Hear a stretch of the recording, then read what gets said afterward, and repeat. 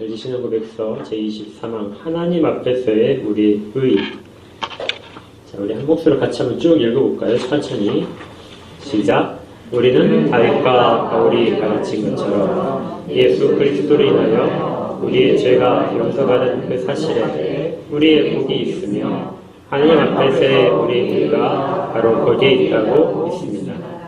그들은 이런 것이 없이 하나님께 의로 여기심을 받는 사람의 행복에 대하여 말합니다. 사도 바울은 또한 그리스도 예수 안에 있는 구속으로 말미암아 하나님의 은혜로 값없이 의롭다 하심을 얻은 자 되었느니라고 가르칩니다. 그러므로 우리는 이 영원히 확보한 이 기초를 붙잡습니다. 우리는 모든 영광을 하나님께 돌리고 그분 앞에서 우리 자신을 경배케 하고 우리 있는 모습 그대로를 시인합니다. 우리는 아무것도 우리의 것으로 돌리거나 우리의 공로로 주장하지 않으며 십자가에 못 박히신 예수 그리스도의 유일한 순종만을 의지하고 우려합니다. 우리가 그분을 믿을 때 그분의 순종이 우리의 것이 됩니다. 그분의 순종은 우리의 모든 죄악을 덮기에 충분하고 또한 우리로 하나님께 가까이 나아갈 확신을 얻게 할 만큼 충분합니다. 따라서 그분의 순종은 우리의 양심을 두려움과 무서움 그리고 큰 공포에서 해방시키고 우리로 우리 첫 시조 아담이 두려워 숨으려 애쓰고 무화과 나무 잎으로 자기를 가리려 하였던 것과 같이 하지 않게 합니다. 우리가 하나님 앞에 서야 할 때 행여 지극히 조금이라도 우리 자신을 의지하거나 혹은 다른 피조물을 의지한다면 우리에게 화가 있을지로다. 우리는 소멸되고야 말 것입니다. 그러므로 누구든지 다윗처럼 기도해야 합니다. 주의 종에게 심판을 행치 마소서. 주의 목전에는 도로운 행위 하나도 없나이다. 네, 우리가 지금 계속해서 칭의 부분을 보고 있습니다. 우리가 그 인용한 지금 본문이 시편이 두 군데 있는데요. 시편 전체가 복이 있는 사람은 하고 이렇게 시작을 하죠. 그래서 복이 있도다 하고 시작한 이것이 시편 곳곳에 여러 군데 이렇게 나와 있습니다. 그런데 복이 있도다 이렇게 되는 이 문구가 시편 중에서도 우리가 읽은 시편 32편 1절과 2절에 겹쳐서 이렇게 사용된 것은 유일하게 32편이 유일합니다. 그러니까 다 산발적으로 여러 내용들을 가지고 있는데 하나님의 백성된 것도 복이 있도다 이렇게 얘기하기도 하고요. 하나님이 함께 계시는 것에 대해서 복이 있도다도 하고 이런 것들이 많은데 특별히 32편에서 거의 유일하게 지금 두 번이 이제 겹쳐서 사용됐으니까 굉장히 강조하는 거겠죠. 복이 있는데 무엇이 복이 있는 것이냐 하고 이야기를 하는데 거기에 보니까 허물의 사함을 받고 자신의 죄가 가려진 자가 복이 있더라. 그러니까 허물 자체가 없다는 것이 아니에요. 우리 가운데 허물이 있는데 그것이 가려졌다. 누구와 사이에서 가려지냐면 하나님과 우리 사이에서 가려져 있다는 거죠. 그런 자가 복이 있는 자다. 그 죄가 너한테 있지만 내가 그 죄를 너에게 책임을 묻지 않겠다. 이것이 죄가 사해진 것입니다. 이렇게 선언을 받는 자가 복이 있도다. 2절에는 마음에 간사함이 없다. 그렇게 선언만 받고 끝나는 것이 아니라 그 마음 자체가 바뀌는 것이죠. 마음에 간사함이 사라진 자가 복이 있도다. 여호와께 앞으로도 계속해서 정죄를 당하지 않는 자가 복이 있도다. 그래서 시편 32편 1절과 2절은 우리가 칭의라고 하는 그 신학적인 교리 가운데서 담고내는 모든 내용들이 1절과 2절 속에 사실은 다 있습니다. 굉장히 중요한 내용들이 다 거기 있죠. 허물을 가려주신다. 그리고 죄가 없다고 선언하신다. 그리고 칭의 가운데 우리가 이제 좀 놓치기 쉬운 것이 우리 마음의 간사함이 사라지도록 하신다. 이것도 사실은 칭의 속에 담긴 내용입니다. 우리가 칭의할 때는 그냥 너는 죄가 없어 하고 선언하는 거. 우리 지난주에 배웠죠? 칭의는 가장 쉽게 얘기할 때 두 가지를 꼭 얘기하려 했습니다. 첫 번째가 뭐였죠? 죄가 사해지는 것. 네 죄가 사해졌다 하고 선언되는 것이 칭의의 첫 번째고요. 두 번째는 그리스도의 의가 우리에게 전가되는 것. 그래서 우리의 의가 근거가 아니고 그리스도의 의가 근거가 되어서 우리에게 전가된다. 우리가 더 씌워지는 걸 말하죠. 이것이 칭의의 핵심인데 이 속에 우리가 그러면 아무런 변화가 일어나지 않느냐? 칭의를 통해서 우리에게 변화가 일어납니다. 이건 구원과는 전혀 관계없어요. 구원 이후에 일어나는 일들로서 우리 가운데 변화가 일어납니다. 천주교와 우리의 차이점은 천주교는 이 변화를 칭의 가운데서 구원과 관련 지어서 취급을 하고 있고 그건 잘못됐다. 오로지 칭의는 하나님의 은혜로서 값없이 받는 것이다. 그래서 우리에게 일어나는 변화는 구원과는 관련 없는 칭의가 됩니다. 그래서 칭의를 우리가 의롭게 되는 것을 보통 두 가지로 구분해서 이야기를 합니다. 한쪽은 우리의 구원에 즉각적으로 반드시 필요한 부분들, 구원과 관련되는 부분이고요. 두 번째는 구원받은 자에게 일어나는 변화를 두 번째 의로움이라고 우리가 의롭다고 선언을 받는 부분이 이제 되는 것이죠. 그래서 두 가지 칭의를 다 우리의 구원에 필요하다고 생각하게 되면 천주교를 따라가는 것이고요. 그리고 그 중에서 구분해서 앞에 것만 우리의 구원에 필수적이다 하고 하는 것이 종교개혁의 정신인 것입니다. 이걸 이제 혼동하시지 않는 것이 가장 좋아요. 그래서 이 제목 자체가 그걸 지금 나타내고 있는데요. 제목이 뭐냐면 하나님 앞에서의 우리의 의입니다. 이 말 자체를 나중에 잘 기억하세요. 우리가 칭의를 배울 때, 칭의를 성경에서 근거해서 우리가 살펴볼 때 이 두 가지 점이 아주 분명하게 드러나야 됩니다. 하나님 앞에 있을 때의 의로움이에요. 그러니까 왜 하나님이 우리를 의롭다고 하시냐? 왜 우리가 이렇게 칭의에 대해서 다음 주에 또 한 번 더 해야 됩니다. 왜 칭의를 이렇게 아주 복잡하게 자세하게 자꾸 이야기를 하느냐? 그 이유는 우리를 하나님 앞에 세우기 위해서예요. 제가 지난주에 이 말씀드렸잖아요. 칭의를 생각할 때 제일 먼저 우리가 하나님 앞에 서 있는 모습부터 시작해야 된다. 그리고 이 끝까지 이 칭의 교리가 목표를 하고 있는 것은 우리를 하나님 앞에 세우기 위해서입니다. 하나님 앞에 섰을 때 우리가 어떤 존재로서 그렇게 서야 되는가. 그런데 아무도 하나님 앞에 설 수가 없다는 것이죠. 우리 인간의 역사가 그걸 갖고 아담이 타락한 이후로 모든 인간들은 하나님을 두려워서 피할 수밖에 없는 부분인데 하나님은 그렇게 피하는 존재를 잡아다가 자신 앞에 세우시는 거예요. 하나님 앞에 세워서 하나님이 너 여기 서 있어 하고 말씀하시는 것이 칭의입니다. 너 여기 서 있어도 돼. 내가 너 불태워서 없애지 않을게. 이거죠. 그러니까 너는 여기 서도 되는 존재야. 이렇게 선언될 때 이것을 우리가 의롭게 되었다. 이렇게 이야기합니다. 그러니까 의롭게 되는 것은 하나님 앞에 우리가 서 있는 것을 말해요. 그 다음에 이제 두 번째가 우리의 의입니다. 그럼 하나님이 너 이렇게 세워줄게 하고 하셨다면 우리가 그러면은 어떤 존재가 되느냐? 하나님께만 의로움이 있고 우리가 근거하는 의로움이 하나님께만 있고 우리하고는 전혀 관계가 없느냐? 그렇지 않다는 것입니다. 우리의 의라는 거예요. 오해를 절대 하시면 안 됩니다.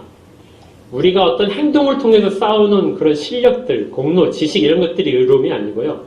하나님이 우리를 의롭다고 하시는 그 순간 우리 자신이 의를 소유하게 된다는 거예요. 더 정확하게는 그리스도의 의를 우리가 소유하게 됩니다. 그런데 그 그리스도의 의가 어디에 있냐면 하나님께 있는 거예요. 그러니까 우리의 소유는 맞는데 우리 가운데 아무리 찾아보더라도 없는 거죠. 그런데 어디에 있냐면 하나님께 있는 의로움. 우리를 의롭다고 하실 만한 그 의로움은 전부 다 하나님께 있습니다. 우리 주 예수 그리스도께 정확하게 있겠죠. 그것을 우리의 것이라고 말씀을 해주시는 거예요.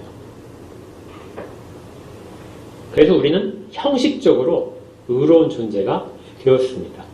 그리고 선언적으로 의로운 존재로 장부에 기록이 되는 것이죠. 이것이 하나님 앞에서의 우리의 의입니다.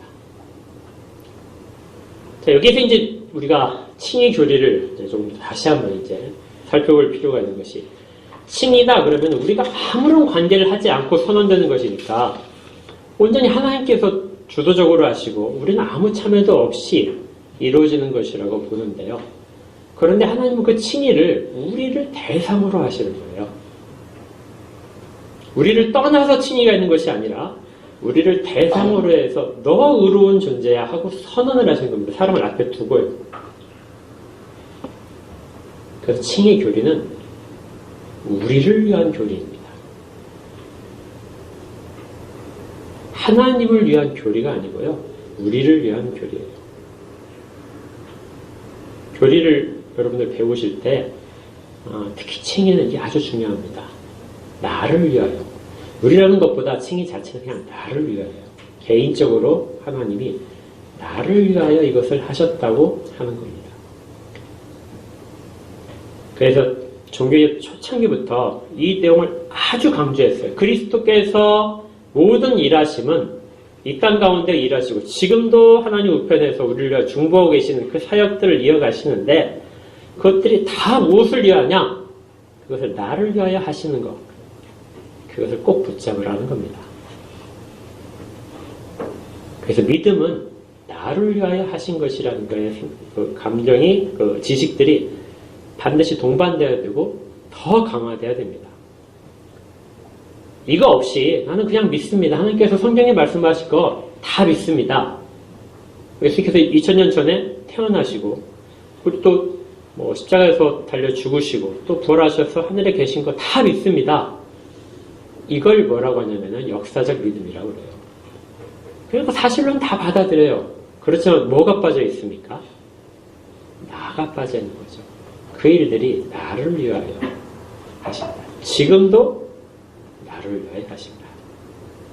그리스도를 생각할 때 나를 위하여 하신 사역들이다 하는 것을 꼭 기억해 주십시오. 모든 게 다 나를 위한 건 아니지만 내가 하나님과의 관계 속에서는 그 부분이 출발점이고 사실은 핵심입니다. 지금 칭의가 바로 그거예요.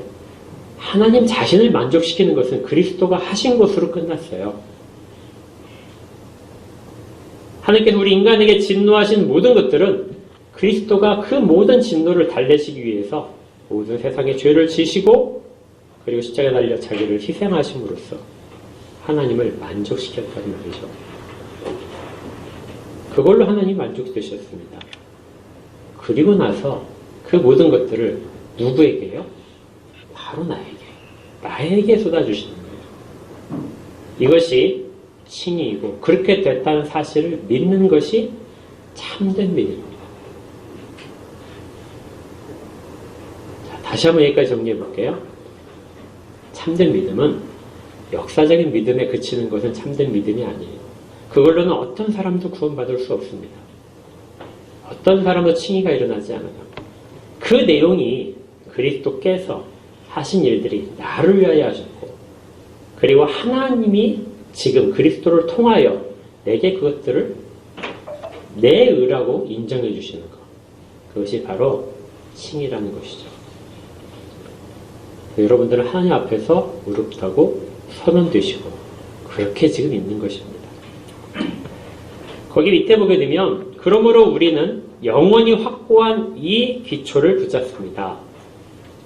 이것이 영원히 확고하다는 거죠. 한 번 칭의를 받은 사람들은 영원히 의롭다고 칭함을 받습니다. 단 한 번의 선언이에요. 언제요? 그 참된 믿음으로 우리가 하나님을 내 구주라고 영접할 때, 그 이 모든 내용을 내가 인정하고 받아들일 때, 이때 우리는 단 한 번의 칭의가 이루어졌다는 사실을 기억합니다. 그때 칭의가 이루어지는 것이 아니라 언제 칭의가 이루어지는지 모르지만 우리가 체험하는 것은, 우리가 느끼는 것은 그때예요. 그런데 한 번 그 경험을 하고 거기에 대한 지식이 바르게 들어오면 참된 믿음은 반드시 그것이 영원히 지속된다는 것을 붙잡게 합니다. 우리의 신앙은 거기에 있어요. 왜냐하면 우리는 계속해서 하나님 앞에 서야 되기 때문에.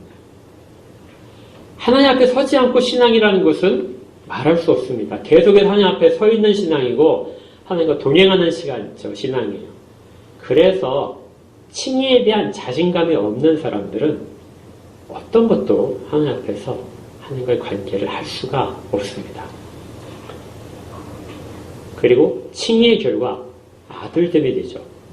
이제 아들됨을 우리가 알게 되고 그러면 담대하게 하나님께 구할 수 있습니다. 그러니까 칭의 자체가 우리 신앙에 있어서 계속되고 있다는 것을 반드시 기억하십시오. 그러면 이제 우리가 의롭게 되었다는 거, 이 사실을 잘 아는 사람들은 그럼 마음껏 살아도 되느냐? 우리가 한 번 의롭게 선언된 사람들은 계속해서 내 마음대로 살아도 의로운 것일 테니까, 영원히 지속될 테니까, 근거가 나에게 없고 하나님께 있으니까 마음껏 살아도 당연히 의롭게 될 것입니다. 의로운 존재로서 이미 선언됐으니까요. 그런데 그것이 내 확신이 아니라, 내 안에 있는 의로움에 대한 확신이 아니라 하나님께 근거가 된 확신이라면 이런 변화가 있다는 것이죠. 우리는 모든 영광을 하나님께 돌립니다. 참된 칭의는 자기한테 의로움이 없다는 걸 아니까 하나님께만 모든 영광을 돌립니다. 자기를 돌아봤을 때는 부패한 본성만이 보여요. 그래서 그 루터 같은 경우에는 우리 자체를 잘 들여다보니까 하나님은 의롭다고 하셨는데 나는 아무리 들어봐도 더러운 존재인 거죠. 그래서 인간은 두 가지 상태 속에서 같이 살고 있다는 겁니다. 의인이자 죄인으로서. 이걸 아주 강조를 했어요, 루터가. 그래서 완전히 우리는 그 속에서, 딜레마 속에서 전혀 어울릴 수 없는 그 두 가지 속에서 살기 때문에 매일 힘들어하고 매일 주 앞에 서야 된다 하고 그렇게 이야기를 했었습니다. 우리의 모습은 그렇게 살필 때 아주 우리 스스로의 모습은 너무나 비참합니다. 그래서 그분 앞에서 우리 자신을 겸비하게 만든다. 우리의 있는 모습 그대로를 시인하게 만든다. 이러한 칭의가 우리 가운데 정말 있다면, 선언됐다면 우리의 모습을 통해서 확인할 수 있는 것이 이런 모습들이 나타나는 것이죠. 하나님께 담대하게 나가고 하나님 앞에 설 수 있는데 서면서 어떤 모습을 바로 알아요? 하나님께 가까이 가면 가까이 갈수록 내 참된 모습들이 드러나는 거죠. 나는 결코 설 수 없는 존재인데 그럼에도 불구하고 하나님 앞에 서 있는 겁니다. 그걸 가능하게 하는 것이요. 하나님이 너는 의롭다 하고 이렇게 선언하신 결과입니다. 그래서 시편 32편에서 뒷부분에 계속해서 이렇게 노래를 해요. 이로 말미암아 모든 경건한 자는 죄와 허물이 가려진 것이 복이 있다고 그랬죠. 이로 말미암아 모든 경건한 자는 주를 만난 기회를 얻어서 주께 기도한다. 주를 만날 기회를 얻게 된다는 것이죠. 하나님 앞에 설 수 있게 되는 겁니다. 그러면 하나님 앞에서 바른 기도를 할 수 있다는 거예요. 진실로 홍수가 범람할지라도 그에게 미치지 못하리라. 주는 나의 은신처이오니 환난에서 나를 보호하시고 구원의 nø로로 나를 두르시리이다. 그러니까 우리가 환난 날에 구해주시기를 간절히 바라고 홍수가를 덮쳤을 때 그것들 물결들을 다 막으시기를 바라는데 그 근거가 어디에 있다고요? 하나님 앞에 서 있기 때문에 그렇습니다. 하나님의 면전에 서 있어요. 하나님의 눈앞에 서 있습니다. 그러니까 안전하다는 거예요. 그래서 계속해서 우리가 그 강목상 할 때도 그 얼굴을 내게로 향하여 주시기를. 그렇죠? 그 하나님 앞에 서 있으면서 하나님의 은혜를 계속해서 구하는 자세. 그러면 내게 있는 것들은 다 복으로 바뀝니다. 여러분들 하나님 앞에 반드시 서야 돼요. 늘 서야 됩니다. 이걸 언제나 기억해야 돼요. 우리가 흔히 잘 아는 호람대오. 하나님 앞에서. 절대 잊지 마십시오. 그러면 이 모든 것들을 가져오는 유익이 결과적으로 모든 칭의의 근거들은 그리스도의 순종에 있는 겁니다.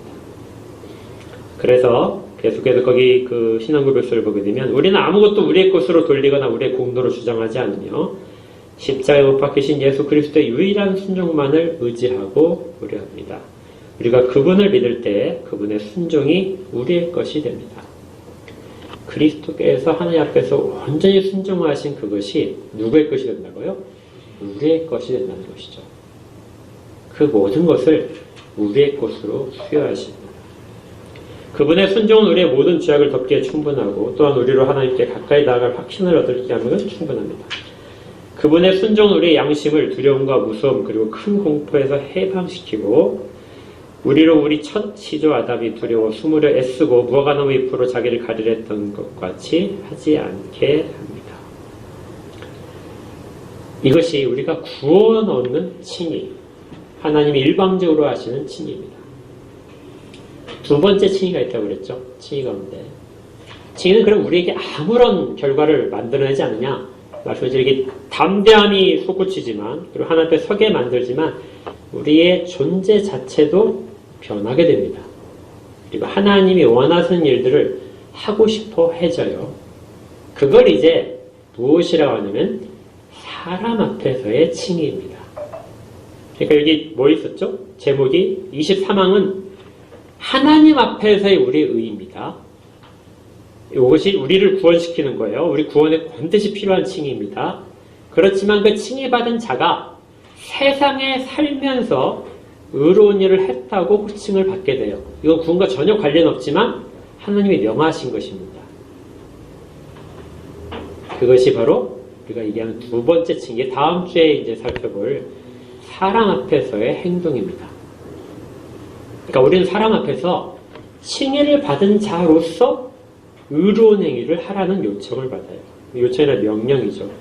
하나님 우리로 하여금 의로운 자라면 의로운 일을 해라. 이건 구원과는 아무 관련이 없지만 이걸 가지고 나중에 하나님 앞에서 우리가 상을 받을 것입니다. 나중에 우리가 마지막 주님 앞에 섰을 때 주님께서 우리에게 너 열심히 잘했다. 네가 아주 세상에 가는 작은 자들에게, 지극히 작은 자들에게 내게 하는 것처럼 그렇게 잘했다고 상을 주실 거예요. 우리가 오전에 살펴봤지만 의로움, 공의로움이 반드시 하나님께서는 사람을 통해서 이 땅 가운데 나타내시고 그 일을 한 자들에게 상을 주실 것입니다. 구원받는 자로서의 상이 아니고 구원받은 자로서의 상입니다. 구원과는 관련이 없지만 구원받은 결과로서는 나타나야 되는 것이죠. 우리가 지금 얘기하는 것은 그 두 번째 칭의가 아니라 완전히 첫 번째 칭의입니다. 첫 번째 칭의에서만 우리가 하나님 앞에서의 의로움을 선언받는 것이고 우리의 행위 자체도 사실은 우리가 전혀 자랑할 것이 없어요. 완전히 더러워요. 우리가 아무리 잘한다 할지라도 우리의 부패한 본성이 아직 남아있어서 우리가 하나님 앞에서는 의롭다 칭함받을 그런 자격이 전혀 없는 행동들입니다. 그럴 때 그것도 왜 칭의라고 하냐면 하나님 보시기에는 절대 칭의받을 만한 행동이 아닌데 우리 스스로를 알죠. 그런데 하나님은 그것도 의로운 행위라고 인정해 주신다. 선언하신다. 그래서 그것도 칭의라고 합니다. 왜 그렇게 할까요? 여전히 모든 것들은 그리스도의 근거가 있습니다. 그리스도께서 순종하셨기 때문에 그 순종을 우리에게 입히셔서 그리스도의 순종이 우리 것이 되기 때문에 우리의 순종을 의롭다고 하시는 거예요. 우리의 순종을 받으시는 것이 아니라 우리에게 있는 그리스도의 순종을 받으시는 거예요. 그런데 우리는 그것을 그대로 지켜서 순종해, 말씀에 순종하면서 해가는 것이죠. 이제 마지막으로 우리가 살펴볼 부분이 밑에서 네 번째 줄입니다. 이 굉장히 그 심각한 경고인데요. 어떤 고백서에서도 칭의에 관해서 이렇게 심각한 경고를 하지 않아요. 근데 벨지신호 고백서에서는 아주 독특하게 이 부분을 강조하고 있습니다. 우리가 하나님 앞에 서야 할 때 행여 지극히 조금이라도 우리 자신을 의지하거나 혹은 다른 피조물을 의지한다면 우리에게 화가 있을 것이다. 우리는 소멸되고야 말 것이다. 만약에 그렇게 의로움을 받았다고 우리가 또 확신을 가지고 그렇게 이제 하나님 앞에 서야 되는데, 하나님 앞에 서면서 혹시라도 우리 가운데 조금이라도 우리의 의를 자랑하는 것이 있다면, 아니면 하나님께 오직 그리스도의 공로에 의지하는 것이 아니라 다른 거에 의지해서 거기에 서게 된다면, 무엇인지 알겠죠? 천주교에서 얘기하는 그 마리아 숭배라든지 성인들을 통한, 성인들의 의로움을 통해서 하나님 앞에 서고 싶어하는 것들, 이런 것들을 만약에 하고 있다면 뒷부분이 아주 무서워요. 우리는 소멸해버릴 것이다. 이게 어떤 그 장면이냐면요, 그 아담과 하와가 그 에덴 동산에서 쫓겨났잖아요. 그 생명나무로 향하는 길을 이제 동쪽으로 쫓겨나서 동쪽으로 있는 문을 통해 이 길을 통해서 생명나무에 접근하는 길이 있는 거예요. 거기를 이제 그룹들과 두루 도는 화염검으로, 불꽃검이죠. 그걸로 이제 막으셨습니다. 어느 누구도 불꽃 때문에 통과할 수가 없어요. 얼마나 그게 강렬한지 막 두루 도는, 막 휘몰아치는 불꽃인 거예요. 아주 강렬한 불꽃 말씀까지. 불을 피울 때 바람 막 집으면 막 활활 타오르잖아요. 그것이 돌고 있는 거예요. 그 길을 완전히 막고 있어요. 근데 만약에 우리가 거기를 통과한다면 생명나무에 접근을 하겠죠. 우리가 통과할 때 그 불이 열리는 겁니다. 왜 열리죠? 그리스도의 의로움을 우리에게 주셨기 때문에요. 그것이 그 문을 통과하는 생명나무로 가는, 온전한 생명나무에 이르는 그 열쇠예요. 우리 자체가 열쇠가 됩니다. 근데 우리 자신이 아니라 그리스도의 순종을 통한 공로, 그리스도의 의만이 우리 열쇠예요. 우리가 그 길을, 불꽃이 우리가 지나가면 불꽃이 열릴 것입니다. 하나님께 다가가게 만들 거예요. 옛날 사람들이 그렇게 가고 싶어 했던 그 지성소 안에 우리는 그런 방식으로 들어갑니다. 그런데 거기에 조금이라도, 옛날 대제사장이 지성소 안에 들어갈 때 생각나시죠? 그는 수없이 자기를 깨끗하게 하고 죄를 씻어야 됐습니다.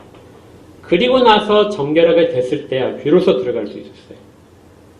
그 정결함이라는 것이 자기에는 의로움이 아니라 피로 씻는 것이죠. 하나님의 은혜로만 씻고 들어갈 수 있습니다. 근데 만약에 동일한 과정을 우리가 하는데, 하나님 앞에 서고 싶은데 그 속에, 우리의 모습 속에 우리의 의로움이, 그걸 자랑하고 싶은 마음이 조금이라도 있다면, 아니면 나는 부족하니까 다른 공로에 의지해서 그걸 가고 있다면, 불꽃이 자리를 비끼는 것이 아니라 우리가 가는데 더 강하게 불꽃이 되어서 우리를 확 살라버릴 것입니다. 이게 칭의 가운데 들어가는 벨직 신앙 고백서의 결론인 거죠. 칭의가 정말 잘못됐다면, 우리의 의로움을 조금이라도 거기에 덧붙여서 하나님께 나아갈 수 있다고 생각을 한다면 칭의 자체는 다 무너지고 우리는 소멸되어 버릴 것이다.